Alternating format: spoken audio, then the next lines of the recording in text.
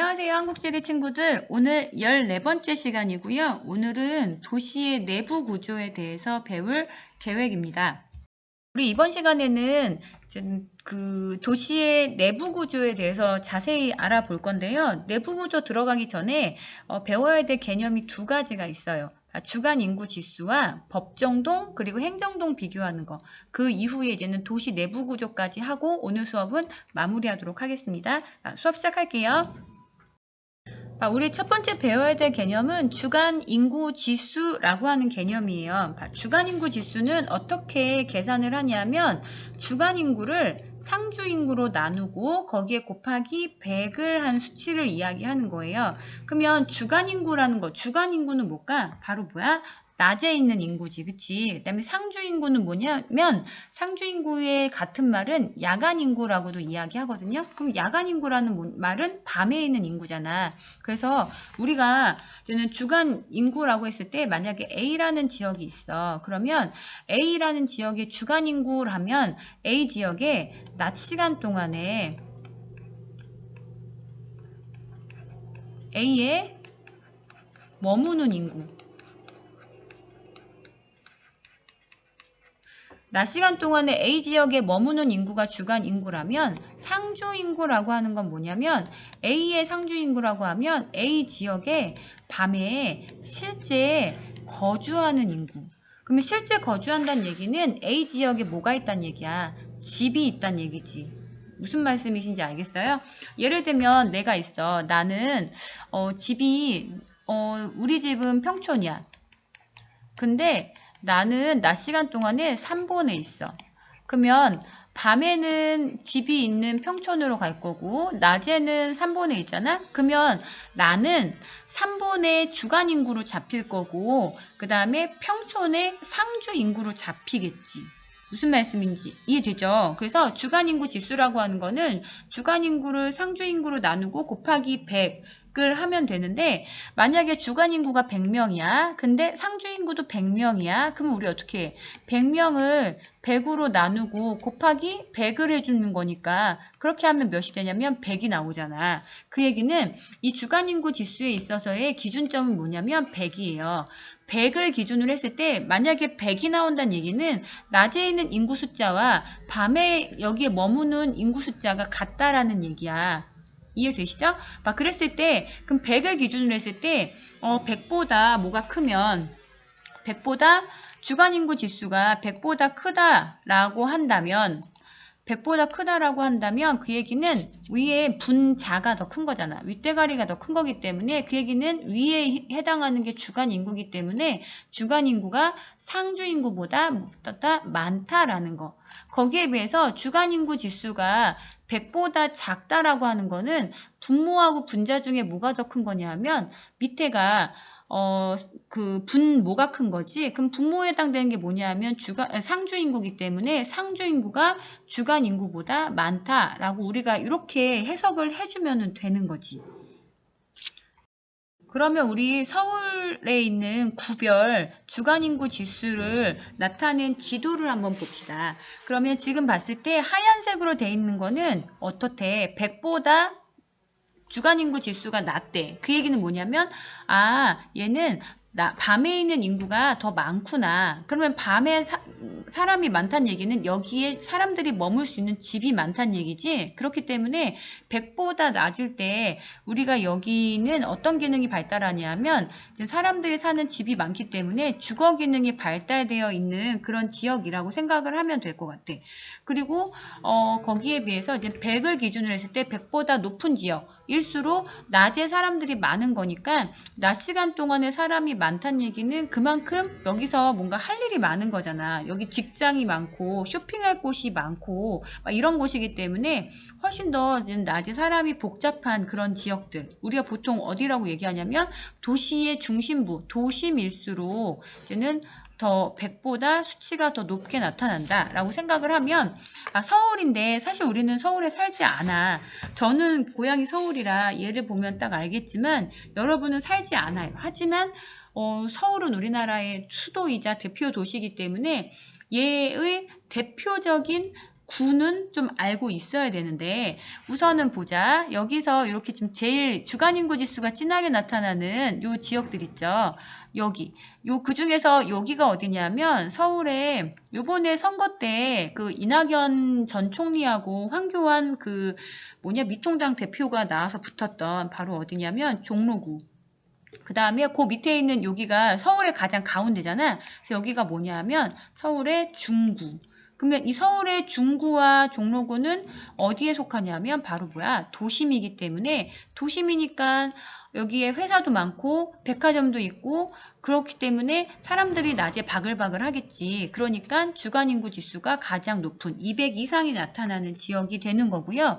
그 다음에 우리 뭐 볼까? 요 지역 볼까요? 여기는 지금 두 번째로 주간인구 지수가 높다라고 나오는데 여기가 150에서 200인데 여기는 조금 특이한 게 여기에 우선은 구는 어디냐면 강남구라고 하는 구고 여기는 원래는 뭐였냐면 여러분 뭐 음마아파트나 무슨 대치동에 있는 그런 아파트가 많기 때문에 그 주변에 학원이 많고 그래서 거기 학원가가 형성이 된 거예요. 그래서 원래는 뭐였냐면 주거 기능이었어. 주거 지역이기 때문에 여기에 낮보다는 밤에 인구가 더 많았겠지. 근데 요즘에 이 강남구에 뭐 삼성동, 강남역 다 뭐냐면 엄청나게 많은 기업체와 그다음에 회사들이 많이 있기 때문에 여기에 직장이 많아. 그러니까 여기 직장이 많으니까 여기에 사람들이 많이 몰리겠지. 그치? 그러다 보니까 낮에도 사람이 많아. 원래는 낮보다는 밤에 사람이 많았던 지역이었는데 지금은 낮에도 사람이 많고 밤에도 사람이 많아. 그래서 주간인구 지수가 이 종로구나 중구 다음으로 높게 나타나는 이유가 여기에 기업체 같은 그런 회사들이 많기 때문에 그렇다라는 걸 기억해 주시고 그 다음에 여러분 어차피 나온 김에 하나만 더 합시다. 우리 색깔을 한번 바꿔볼까? 이걸로 하자. 이번에는 주간인구 지수가 100보다 낮은 지역 중에 너희가 알아야 되는 대표적인 지역이 있어. 여기가 바로 어디냐면 상계동. 우리 4호선 타고 가다 보면 저기 당고개까지 가잖아요. 당고개가 요 근처에 있는데 여기가 어디냐면 구 이름으로 하면 여기가 노원구라고 하는 곳이고 그 다음에 요쪽 여기는 지금 가운데 이렇게 흐르는 게 한강인 거 알겠지? 그치? 한강의 가장 서쪽에 있기 때문에 여기는 뭐냐면 강서구. 그 다음에 요쪽. 여기는 어디냐면 한강의 동쪽에 있어서 강동구. 그래서 지금 요 세 지역은 기억을 해 주시는데 얘네들의 공통점은 주간인구 지수가 100보다 어떻대? 낮대. 100 미만이래. 그 얘기는 뭐냐면 낮에는 사람이 별로 없고 밤에 사람이 많아. 왜냐하면 사람들이 원래 다 여기서 직장이 이쪽에 있어서 여기서 일하다가 밤이 되면 다 이렇게 돌아가거든. 그러다 보니까 여기는 주간인구 지수가 낮은 주거 기능이 발달한 여기에는 뭐가 많냐면 대규모 아파트 단지가 많고요. 여기가 대표적인 뭐가 되냐면 서울의 주변 지역이 된다라는 걸 기억해 주세요. 이 내용이 지금 수능 특강 81페이지에 저기 오른쪽 옆구리에 보면 주간인구 지수에 대한 설명과 그 다음에 그 밑에 서울의 구별 주간인구 지수를 나타낸 지도거든요. 그 지도를 제가 여기다 실은 거기 때문에 지금 표시를 하면서 수업을 들어주셨으면 좋겠어요. 그쵸? 그러면 우리 서울의 각 구와 실제 오른쪽에는 도시의 내부 구조를 모식화한 건데 각각을 좀 매칭을 시켜볼까요? 여기가 지금 뭐라고 했냐면 종로구라고 이야기했고 그 다음에 여기가 중구라고 얘기했고 얘네는 주간인구 지수가 200 이상이더라. 우리나라 서울 그러니까 그 모식도에서 봤을 때는 어디에 해당하냐면 바로 여기 도심에 해당하는 지역이 바로 종로구와 그 다음에 저기 중구가 된다라는 거 기억을 하시고 그다음에 이번에는 갈게요. 아까 얘기했던 요쪽 아이고 색깔이 안 변했네. 색깔을 분홍색으로 바꾸고 지금 여기 요쪽 지역 여기가 어디였냐면 노원구였지. 그죠? 그 다음에 여기가 어디였냐면 강서구였지. 그 다음에 여기가 어디냐면 한강의 동쪽이니까 강동구였지. 그러면 서울의 가장 외곽에 이제 대규모의 주거단지가 발달하고 있는 지역이기 때문에 여기가 어디에 해당하냐면 바로 이 도시의 모식도에서는 주변 지역에 해당이 되는 지역이에요. 그 다음에 주간인구 지수가 100 이상인 지역들, 여기하고 요 지역들, 여기가 어디에 해당하냐면 지금 요쪽 지역, 여기가 우리나라의 대표적인, 서울의 대표적인 그 부도심에 해당하는 강남구. 그 다음에 요쪽, 여기는 꼭 알아두시는데 한강에 섬이 하나 있잖아요. 여기가 어디냐면 여의도. 둘 다 대표적인 뭐야? 우리 그 서울의 부도심. 그러면 도시의 모식도에서 봤을 때 도심의 역할을 분담하는 여기가 바로 뭐에 해당하냐면 부도심에 해당하는 곳. 그래서 실제 서울의 지도하고 그다음에 도시의 모식도하고 잘 매칭하는 거 꼭 알아두셔야 됩니다. 이번에 우리가 배울 개념은 법정동과 행정동이에요. 법정동은 말 그대로 법으로 정한 동이야. 그렇기 때문에 법으로 정해있기 때문에 쉽게 바뀔 수 없어. 개수나 그 명칭 같은 게 거의 변동이 없는 반면에 행정동은 어떤 인구의 증감에 따라서 하나의 법정동인데 거기에 인구가 늘어났다면 그 좀 더 효율적으로 관리하기 위해서 그 법정동을 여러 개로 나누거나 아니면 여러 개의 법정동이 있었는데 인구가 줄었어. 그러면 각 법정동마다 이제는 주민센터가 있을 필요가 없으니까 얘네를 하나로 합쳐서 어떤 행정상의 편의, 효율적인 관리를 위해서 얘를 합칠 수도 있고 아니면 늘릴 수도 있고 그래서 인구수의 증감에 따라서 설치되거나 폐지될 수 있는 그런 변동이 가능한 게 바로 행정동이라고 생각을 하면 될 것 같아요. 그러면 우리 군포를 가지고 예를 들어볼게. 군포시가 법으로 정해진 동은 총 몇 개냐면 9개야.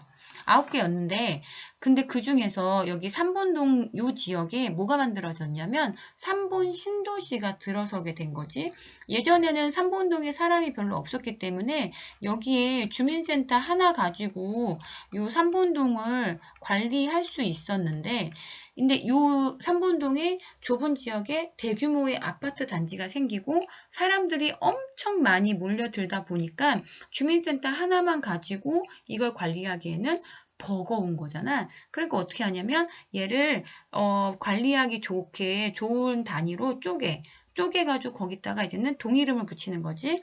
예를 들면 여기 국내동, 그 다음에 뭐 수리동, 그 다음에 오금동, 뭐 이런 식으로 붙여. 그래서 행정 편의를 위해서 이렇게 나누고, 그 다음에 각 동마다 주민센터를 설치하는 거지. 그쵸? 그래서 법정동은 개수는 거의 정해져 있지만 행정동은 그 주민수가 늘어나고 그 다음에 줄어드는 거에 따라서 개수가 달라질 수가 있다라는 거. 그러면 우리 다시 정리 한번 해볼게.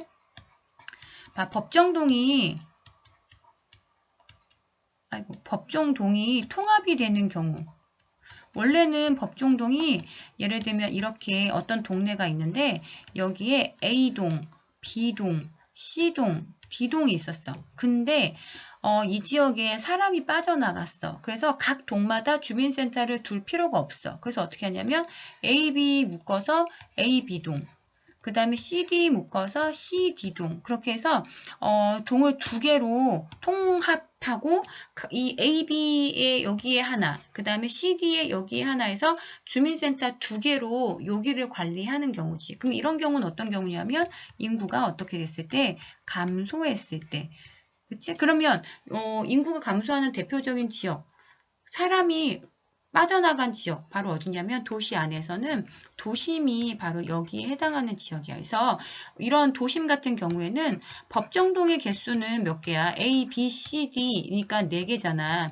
근데 거기에 비해서 행정동은 몇 개냐면 A, B동 하나, 그 다음에 C, D동 하나니까 2개잖아. 그래서 법정동의 개수가 행정동보다 많은 그런 경우는 인구가 감소한 지역이고 도시 안에서는 도심에 해당한다라는 거. 그에 비해서 반대 경우를 볼게. 이번에는 법정동이 나뉘어지는 경우가 있겠지. 분리되는 경우. 이런 경우는 어떠냐면 원래는 동이 사람이 별로 안 살았어. 그래서 여기가 E동이 있고 F동이 있고 각각의 하나씩 주민센터가 있었어. 근데 여기에 대단히 아파트 단지가 생기면서 인구가 너무 많이 늘어나 버린 거야. 그래서 여기에 하나하나만 주민센터 하나만 가지고 관리가 불가능해. 힘들어. 그러면 어떻게 하냐면 얘를 쪼개는 거지. 어떻게 쪼개냐면 이렇게 그래서 얘는 E1동 그다음에 얘는 E2동 그 다음에 얘는 하나, 둘, 세 개로 나눌까? 그래서 여기는 F1동, 여기는 F2동, 여기는 F3동. 아까 여기 보이잖아. 3번 1동, 3번 2동 이렇게. 그러면 이렇게 되는 경우는 어떠냐면 주민센터가 많아졌다는 얘기는 그만큼 관리할 인구가 많아졌다는 얘기잖아. 그래서 여기는 인구가 증가하는 지역이요. 그러면 인구가 증가한다는 얘기는 대규모의 어떤 주거단지가 만들어진 거니까 대규모 아파트가 자리 잡는 곳은 어디냐면 도시의 거의 외곽에 있는 주변 지역이야. 또는 이걸 외곽 지역이라고 이야기를 하고요. 그렇게 됐을 때 이 주변 지역 같은 경우는 법정동이 몇 개지? 법정동은 E1, F1에서 2개야. 거기에 비해서 실제로 이제 주민센터가 만들어진 행정동은 E1 하나, E2 하나, F1, F2, F3 총 몇 개야? 5개지, 그치? 그래서 법정동보다 행정동이 많다면 이런 곳은 인구가 증가하는 지역이고, 그럼 도시에서 어디에 해당하냐면 아파트 단지가 있는 주변 지역이 바로 거기에 해당된다라는 거를 좀 기억을 해주세요. 되게 중요해. 우리 도시의 내부 구조를 본격적으로 들어가 볼게요. 도시의 내부 구조에서 가장 중심이 되는 거는 바로 도심이지. 우리가 짱은 하나야, 왕은 하나야. 똑같이 도심도 몇 개야? 하나야. 그치? 그랬을 때 도심의 특징은 뭐냐면 도시의 중심부에 위치한대. 그래서 우리가 도시의 중심부이기 때문에 그 다음에 심 이라고 얘기를 하는 거고 실제로 서울에서 도심에 해당하는 거는 종로구하고 중구가 해당이 되고요. 요즘에 가끔 부산이나 대구 같은 데도 나오거든. 그러면 요건 알아야지. 부산의 중구가 바로 서울의 종로구 중구에 해당되는 도심이다라는 거. 그 다음에 두 번째 도심이잖아. 어떤 지역에서 오던 간에 가운데 있기 때문에 다 접근하기 좋잖아. 그렇기 때문에 접근성이 굉장히 좋지. 접근성이 좋단 말은 우리가 다른 말로 뭐라 그래? 교통이 발달돼 있어. 지하철이나 버스나 이런 대중교통이 발달되어 있어서 멀리서도 오기가 좋고 그러니까 사람들이 많이 몰려드니까 내가 여기서 장사를 했을 때 장사가 잘 되겠지. 그러니까 그런 지역일수록 임대료가 어떻겠어? 높겠지. 그러니까 모두 높아. 지대도 높고 지대가 높으니까 거기가 땅값도 비싸고 맞죠? 그 다음에 땅값이 비싸니까 이 아까운 땅을 최대한 활용해야 되잖아. 알뜰하게. 그러니까 집약적 토지 이용이 나타날 수밖에 없고 그 다음에 우리가 도심을 다른 말로 뭐라고 하냐면 CBD라고 이야기를 하는데 C는 뭐 이건 몰라도 되지만 센트럴 그 다음에 B는 비즈니스 그 다음에 D는 디스트릭트 라고 해서 중심 업무 지구라고 이야기를 하는데 얘는 중심 업무 지구라는 건 뭐냐면 여러 그 도시를 유지하는 여러 기능주 중에서 가장 핵심이 되는 기능들이 모여있는 곳이라는 얘기야. 예를 들면 회사는 되게 많은데 회사 중에서도 뭐 삼성이나 현대나 뭐 롯데나 이런 대기업의 본사 그 다음에 주민센터 같은 관공서 말고 좀 큼직한 거 서울시청 그 다음에 정부종합청사 이런 관공서 백화점도 본점 롯데백화점 본점 신세계백화점 본점 그 다음에 전문 서비스 명품관 이런 것들이 자리 잡고 있는 곳이 바로 도심이고요. 거기를 우리가 중심 업무 지구라고도 부른다라는 얘기지. 그러니까 이렇게 핵심 기능들이 있어. 사람들이 엄청 많이 오겠지. 출퇴근도 하고 쇼핑도 하고 여러 가지 일 보러도 오고 그러다 보니까 여기는 낮에 사람이 많이 몰릴 수밖에 없잖아. 그래서 주간 인구 지수가 높다. 그럼 주간 인구 지수가 높다는 얘기는 주간 인구 지수의 기준은 몇이라 그랬어? 100이잖아. 100보다 어떻다? 큰 거지. 100 이상이 된 거. 그래서 주간 인구 지수가 높다라고 표현을 하는 거야. 그 다음에 도심에서 너희가 꼭 알아야 되는 개념이 바로 뭐냐면 인구 공동화 현상이라고 하는 거야. 인구 공동화 현상은 뭐냐면 우리가 그때 얘기했지. 지대 지불 능력이라는 표현을 썼는데 지대 지불 능력, 그 지대를 지불할 수 있는 그런 능력이 적은 게 바로 뭐냐면 주거 기능이란 말이야. 예전에는 요 도심에 집들이 있었어. 사람들이 막 모여 살았어. 근데 여기에 땅값이 비싸지고 이걸 감당할 수 없게 되면서 이 사람들이 어떻게 다 밖으로 빠져나오겠지. 그치? 빠져나가. 그걸 뭐라 그래? 이심현상이라고 이야기하잖아. 그래서 이심현상 때문에 이제는 점점 도심에는 밤에 거기에 남아있는 실제 거주하는 누가 상주 인구가 감소하게 돼. 그러면서 주간에는 이런 중추관리 기능이 있기 때문에 사람이 바글바글 했는데 밤에 이 사람들은 어디로 갔어? 실제 집들은 요 주변 지역에 있잖아. 아파트 단지가 다 요쪽에 있으니까 일로 다 빠져나갔어. 그러니까 밤이 되면 여기가 사람이 한적한 굉장히 이렇게 비어있는 듯한 느낌이 들잖아. 그치? 그런 현상 우리가 뭐라고 하냐면 인구 공동화 현상이라고 이야기를 하고요. 공동이라고 하는 건 뭐냐면 이거는 구멍이란 뜻이야. 그래서 인구가 빡빡하게 있다가 빠져나가서 텅 빈 현상을 말하는 거고 이렇게 지금 주간 인구와 야간 인구의 인구 밀도의 차이가 있대. 그 얘기는 뭐냐면 인구가 낮에는 많지만 밤엔 적으니까 실제 거주한 사람은 적단 얘기고 사람이 적으니까 굳이 어떻게 써? 굳이 여러 개의 그 주민센터를 운영할 필요 없이 뭐 두세 개를 묶어서 하나로 할 수 있는 거잖아. 그러니까 얘 같은 경우에는 법정동의 개수가 더 많은 거지. 이해되시죠? 인구 공동화 현상과 관련해서 제일 많이 나오는 그래프가 바로 왼쪽에 있는 그래프야. 이건 뭔지 알겠어요? 거리를 얘기하는 건데 여기가 도시의 중심인 도심이야. 여기로 갈수록 이제는 밖으로 빠져나가는 거야. 그치? 그러면 여기가 도심이고 변두리란 얘기는 어디냐면 바로 이제 주변 지역인 거지. 그치? 그랬을 때 도심에서 초록색이 주간 인구잖아. 낮에는 도심의 인구가 가장 많아. 근데 밤이 되면 이 인간들이 어떻게 해? 밖으로 빠져나갈 거 아니야. 빠져나가니까 오히려 변두리로 갈수록 사람이 이렇게 많아지고 거기에 비해서 낮에 바글거렸던 도심 지역이 인구가 줄어들잖아. 맞지? 그래서 낮에는 요 지역이 사람이 제일 많았어. 근데 밤이 되니까 다 빠져나가. 주변 지역으로. 빠져나가서 실제로는 어디가 사람이 밤이 되면 어디가 더 사람이 많냐면 잠깐만. 어디가 더 많냐면 여기 주변 지역이 밤에는 더 많은 거잖아. 그치? 그러면 주변 지역이 밤에는 더 많아. 그러면 밤이 되면 마치 요 가운데 있는 부분은 도심 부분은 구멍이 뻥 뚫린 것 같은 느낌이 들 거 아니야. 그래서 이런 걸 우리가 인구 공동화 현상이라고 이야기를 하고 그 대표적인 지역이 도시 내부에서는 도심이다라는 거 알아두세요. 이번에는 부도심이에요.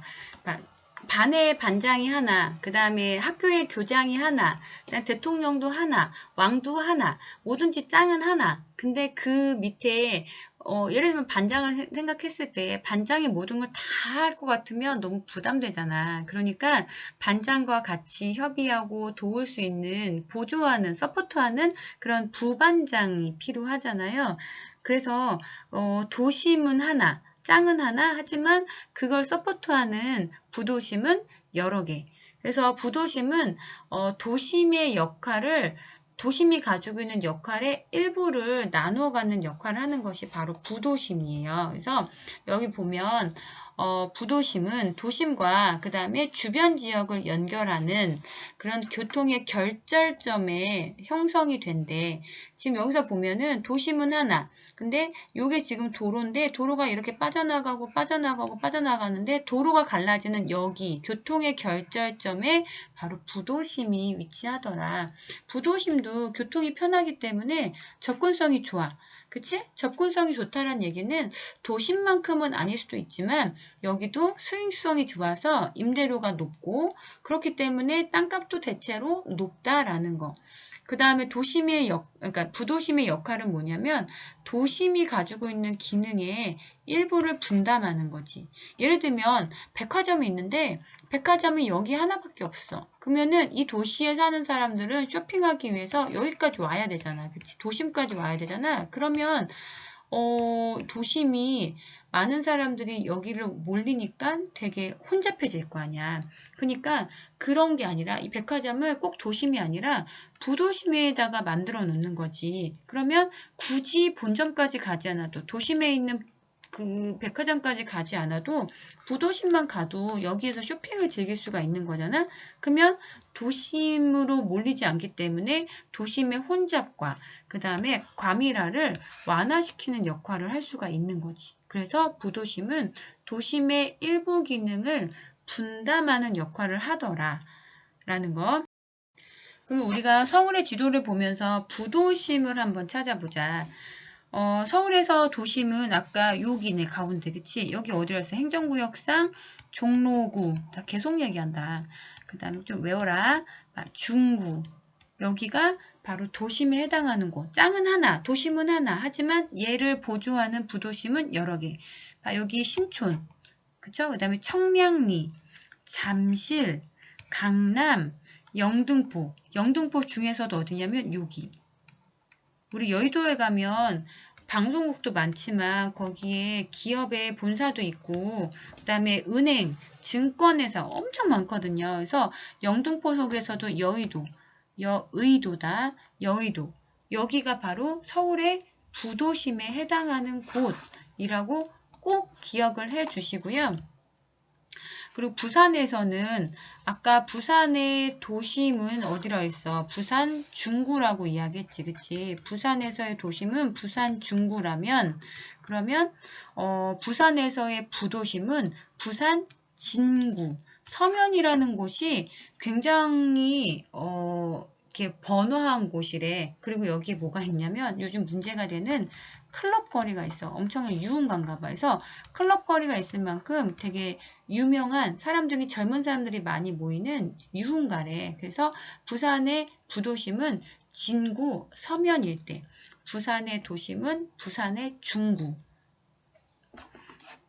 기억하시고요. 그 다음에 좀 더 나가볼까? 이번에는 이제 중간 지역으로 한번 볼게요. 중간 지역은 말 그대로 중간에 위치하고 있는 지역인데 도심이 있고 그 다음에 그거를 보조하는 부도심이 있고 그럼 도심과 부도심 사이에 여기가 바로 이제 중간 지역이야. 이 중간 지역에는요 어떠냐면 여러 개의 기능이 섞여 있어. 아파트 같은 것도 있고 상점도 있고 그 다음에 공장도 있어. 그래서 얘네들이 어떻게 돼 있어? 섞여 있어. 우리가 섞여 있다라는 표현을 뭐라고 하냐면 유식하게 우리 저번에 배웠지. 혼재되어 있다라고 이야기해. 근데 여기가 도심에 가깝기 때문에 사실 시가지가 발달한 거는 우리나라로 보면 사대문, 조선시대 사대문 안에 한양, 도성이 여기가 가장 먼저 시가지가 발달했고 이제 점점 교통이 발달하면서 얘가 이렇게 점차 확대하잖아. 그치? 그래서 도심 지역이 가장 오래된 시가지가 있어. 그 다음에 도심에서 멀어질수록 점점 새 거지. 신시가지가 여기에 이제 자리 잡게 되는 건데 마찬가지로 중간 지역은요 도심에 가까이 있기 때문에 도심만큼은 아니지만 여기도 꽤 오래전에 만든 시가지인 거야. 그러다 보니까 아파트의 상태가 어때? 옆에 사진으로 보면 알겠지만 굉장히 이제 좀 있으면 무너질 만큼 위태위태하잖아. 그치? 그 다음에 과거에 지어졌기 때문에 도시의 환경이 그 안에 거리라든가 집의 상태라든가 이런 것들이 되게 낡은 거지. 그럼 요즘 우리는 이런 걸 어떻게 하니? 다 부시잖아. 부시고 뭐하지? 재개발을 진행하고 있잖아. 그치? 그래서 지금 서울 시내에서 재개발이 제일 활발하게 진행되고 있는 것이 바로 중간 지역이고요. 대표적인 것이 어디냐면 서울의 서대문 지역. 이라고 그러니까 서대문 바깥쪽인데 서대문 지역이라고 생각하면 돼. 그랬을 때 원래 서대문에 이런 낡은 아파트와 그다음 이런 좀 오래된 거리가 있었는데 지금 최근에 어떻게 바뀌고 있냐면 요것들을 싹 다 밀어내고 그러고선 이렇게 대규모의 최신식 아파트를 지었어요. 그래서 얘가 기존에 이렇게 낡은 상태에서는 재산의 가치가 없었는데 지금 얘를 재개발하고 난 다음에 여기 아파트 집 한 채가 얼마냐면 거의 20억 가까이 하거든. 그래서 그런 재개발이 굉장히 활발하게 진행되고 있는 곳이 바로 중간지역이고요. 그 다음에 요거 안 했구나. 우리 주거기능, 상업기능, 공업기능이 혼재되어 있어. 이걸 우리가 뭐라고 하냐면 점이지대라고 이야기해. 뭔가 여러 개가 섞여 있어. 그치? 그래서 점이지대라는 표현은 어떤 거냐면 여기가 A야. 그럼 여기는 A만 있어. 그 다음에 여기는 B야. 그럼 이쪽은 B만 있어. 그럼 여기는 A도 있고 B도 있잖아. A, B가 모두 섞여 있어. 요 지역을 뭐라고 하냐면 점이지대. 두 가지의 성격이 모두 나타나는 걸 점이지대. 여기는 주거도 아니고 상업도 아니고 공업도 아니고 이런 것들이 섞여 있기 때문에 여기 중간 지역을 점이지대라는 표현을 써요.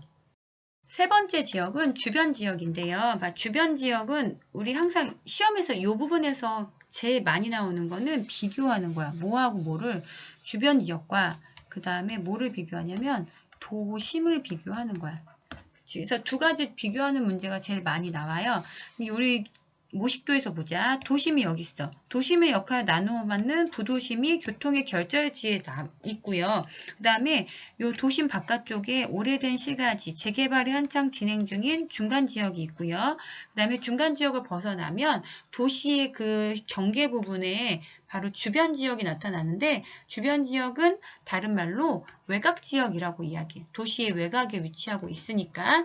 그래서 이 외곽 지역 같은 경우는 어떤 특징이 나타나냐면 여기도 주택과 그다음에 학교, 주택이 있으니까 아이들이 있으니까 아이들을 위한 학교가 있어야겠지. 초등학교, 중학교 이런 것들에서 주택과 학교가 여기 입지하고 간혹 가다가 요 바깥으로 나갈수록 땅값이 싸니까 공장이라고 하는 거는 요즘 뭐 아파트형 공장도 있지만 기본적으로 땅이 좀 넓어야 되잖아. 그러니까 싼 땅을 찾아서 공장이 바깥쪽으로 나오기도 한다는 얘기지. 그래서 공장이 입지하기도 해. 하지만 최근에는 이 공장도 밀어버리고 여기다가 대규모의 아파트 단지를 만들고 사람들이 떼거지로 사는 그런 지역이 나타나지.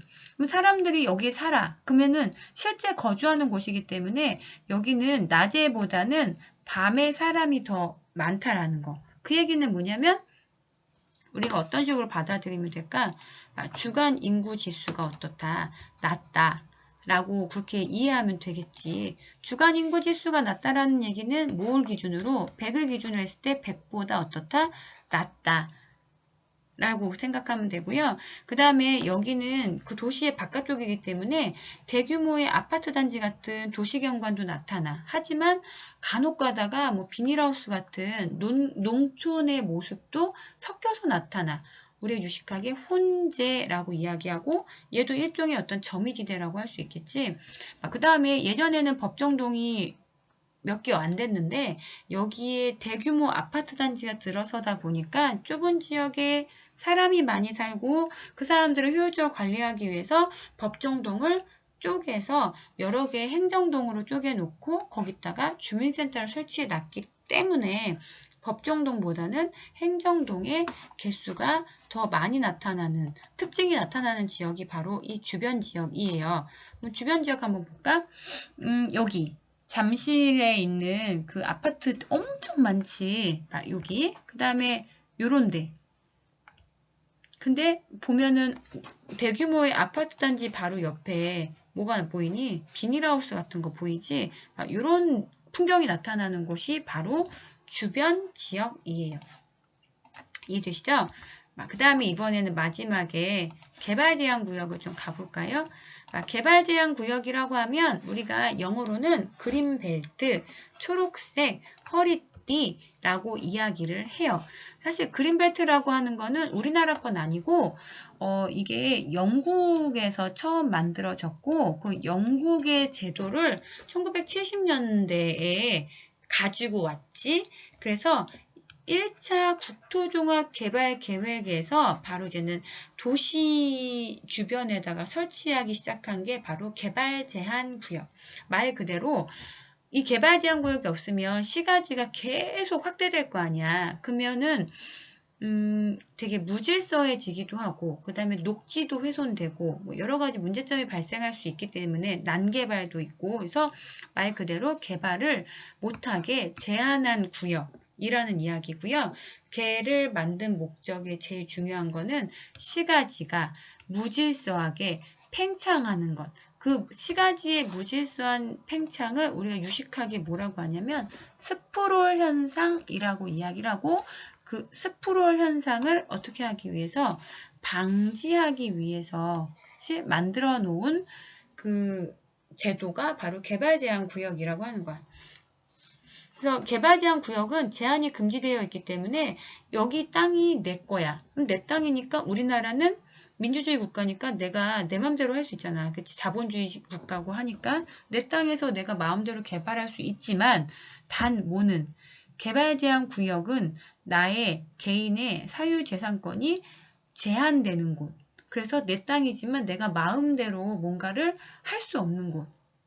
그게 바로 개발제한구역이에요. 그래서 이것 때문에 사실은 재산권 침해 그런 문제점이 있고, 그 다음에 항상 그거에 대해서 이제는 법적으로 걸리긴 하지만, 개인의 재산보다는 여러 사람의 어떤 공익이 더 우선이기 때문에 여기에 있어서는 헌법으로 정해져 있어서 내 재산이라고 해도 재산권 행사가 제한되는 거에 대해서 뭐라고 이야기할 수 없는 그런 부분이 있어요. 여기는 서울에 있는 그린벨트를 표시한 건데, 가운데 서울이 있잖아. 그럼 수도 서울을 중심으로 해서 서울 주변에 이렇게 녹지대가 쭉 둘르고 있지. 요게 바로 이제는 그린벨트야. 마치 허리띠를 두른 것처럼 그렇게 생각하시면 될 것 같고요. 최근 들어서 개발제한구역이 많이 이제 해제가 되고 있긴 하지만, 나는 어렵게 만들어 놓은 제도인 만큼 좀 유지가 됐으면 좋겠는데, 여기에 살고 있는 사람들은 심지어 내 집인데 화장실에서 물이 새는데 그거마저도 내가 개인적으로 고치지 못하고 주민센터나 국가의 허락을 받고 뭔가를 해야 되기 때문에 되게 불편하게 살더라고.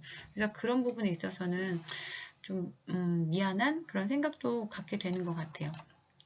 그린벨트 지역에 가면 이렇게 팻말이 붙어 있어요. 개발제한구역이라고. 그래서 개발제한구역까지 우리가 해봤고요. 그 다음 거 한번 넘어가 봅시다. 내부구조 중에서 제일 시험에 많이 나오는 거는 도심과 그 다음에 외곽지역을 비교하는 거야. 왜냐면 성격이 완전 다르거든. 첫 번째 거 보자. 상업용지의 평균 지가. 땅값이 높은 곳은 어딜까? 도심일까? 주변일까? 도심이겠지. 근데 아파트 수가 많은 건 어디야? 대규모 아파트 단지가 발달한 주변이겠지. 초등학교 학급 수가 많은 건 어디겠어? 사람들이 많이 사니까 거기에 애들도 많고, 그러니까 애들이 있는 곳에 초등학교가 많겠지. 어디겠니? 주변이겠지. 주간인구 지수가 높대. 주간인구 지수가 100 이상이야. 낮이 되면 바글바글해. 어딜까? 도심이지. 출근 시간대에 빠져나가는 사람이 많아. 직장이 거기가 아니라 도심이나 부도심에 있으니까 주변이에요. 토지 이용의 집약도가 높아. 그 얘기는 되게 알뜰하게 쓴다는 얘기지? 왜? 땅값이 비싸니까. 그러면 주변하고 도심하고 비교하면 어디가 더 비쌀까요? 도심이지. 대형 마트 수는 어디가 더 많을까? 라고 하면 애들이 저기 도심이 더 많을 것 같아요. 왠지 도심엔 큰 것만 있으니까 그렇게 생각할 수 있는데, 이 대형 마트는요, 우리가 아는 이마트라든가 아니면 홈플러스라든가 이런 거잖아. 얘네들은 많이 사야 되잖아. 근데 내가 이걸 들고 가려면 뭐가 필요하겠어? 차가 필요하겠지? 그러면 기본적으로 뭐가 필요하냐면 차를 댈 수 있는 넓은 주차장이 필요해. 그러다 보니까 좀 공간이 넓어야 돼. 근데 도심은 땅값이 비싸. 그만큼 넓은 공간을 차지하기가 부담스러워. 그러다 보니까 이 대형마트는 어디에? 바로 주변 지역에 많아요. 그 다음에 생산자 서비스라는 게 있는데, 우리 이거 나중에 배울 건데, 서비스업에는 생산자 서비스가 있고, 그 다음에 소비자 서비스가 있어. 서비스라는 거는 뭔가 제공해 주는 거겠지. 근데 누구에게? 생산자에게. 그럼 여기서 말하는 생산자는 누구냐면 회사, 기업들이야. 그래서 기업에게 뭔가 서비스를 제공해 주는 거. 그럼 기업에게 제공하는 생산자 서비스는 뭐냐면 기업이 만든 물건을 광고해 주거나, 기업이 뭔가 할 때 어떤 보험을 들거나 아니면 기업이 뭔가 하려고 할 때 돈을 빌려주거나 뭐 이런 거잖아. 아니면 기업에서 뭔가 연구를 했을 때 그거에 대해서 어떤 뭐 자문을 해주거나 아니면 연구 개발을 도와주거나 뭐 이런 것들이 바로 기업에게 제공되는 서비스. 그러면 기업은 생산자이기 때문에 얘네들이 바로 뭐가 되냐면 생산자 서비스가 되고요. 반대로 소비자 서비스라고 하는 거는 우리 같은 일반 소비자에게 제공되는 서비스야. 우리가 외식할 때 먹는 뭐 음식점이라든가 어디 놀러 갔어? 그랬을 때 어떤 호텔이라든가 그치? 뭐 아니면 우리에게 물건을 팔아? 뭐 슈퍼라든가 우리가 보통 일상적으로 많이 이용하는 것들은 소비자 서비스야. 우리가 뭔가를 있잖아. 이렇게 개발하기 위해서 R&D, 연구 개발을 의뢰할 필요도 없고, 그다음에 광고 회사를 찾을 일도 없고, 물론 금융이라고 하니까 은행은 가겠지만, 여기서 말하는 금융은 엄청나게 큰 돈이거든. 우리가 그만한 돈을 빌릴 수도 없거니와 필요도 없잖아. 그치? 그러니까 이런 것들, 생산자 서비스, 기업에게 제공하는 서비스, 소비자에게 제공하는 서비스. 그랬을 때 생산자 서비스 업체 수가 많대. 그 얘기는 얘네를 필요로 하는 대상이 누구냐면 기업이기 때문에 기업이 많이 몰려있는 곳에 얘네를 위한 서비스 업체들이 많겠지. 그러면 기업이 많이 몰려있는 곳은 도심이겠니? 주변 지역이겠니? 도심이겠지, 그치? 그래서 도심에 생산자 서비스 업체 수가 많고요. 그 다음에 차량의 평균 속도는 도심은 차가 너무 많아, 막히잖아. 주변 지역은 안 막히잖아. 평균 속도는 주변 지역이 더 빠르지. 대기업의 본사 수는 도심이 많지. 그러니까 생산자 서비스 업체 수도 많은 거지. 출근 시간대 지하철 하차 인구. 지하철에서 내리는 사람이 많은 곳은 어디겠어? 직장이 있는 곳에서 사람들이 많이 내릴 거 아니야. 직장은 주로 어디 있냐면 도심에 있겠죠. 그쵸? 그래서 이렇게 도심과 주변 지역을 여러 가지 다양한 그 기준으로 나눠볼 수가 있다라는 거. 요거 아마 책에 안 나올 거거든요. 그러니까 요것도 정리해 주세요.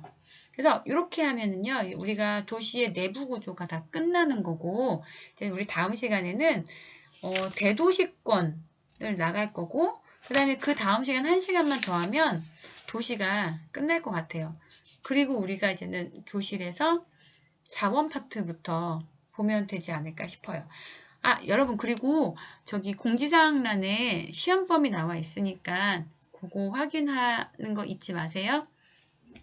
오늘 수업 여기서 마치겠습니다. 수고하셨습니다.